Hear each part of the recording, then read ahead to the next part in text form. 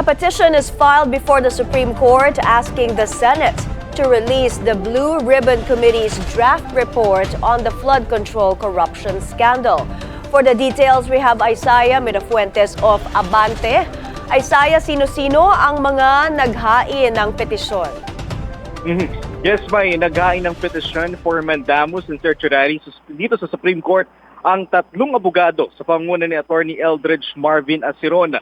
Humihiling ito sa korte na utusan ng Senado na ilabas na ang draft report ng Senate Blue Ribbon Committee kaugnay sa flood control scam.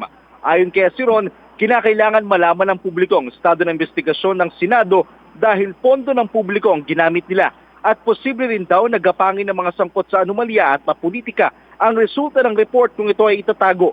Sa pamamagitan daw ng paglalabas ng report, matutukoy ng publiko kung kakampi ba natin ng Senado.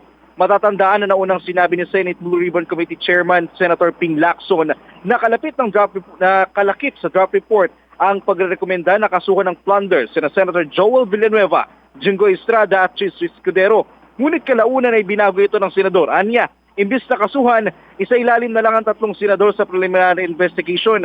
Magugunita rin na may nauna ng 6 na senador na nakapirma sa draft report na kalaunan ay binawi ni na Senator Mig Zubiri, J.V. Ejercito at Win Gatchalian ang kanilang pirma. May.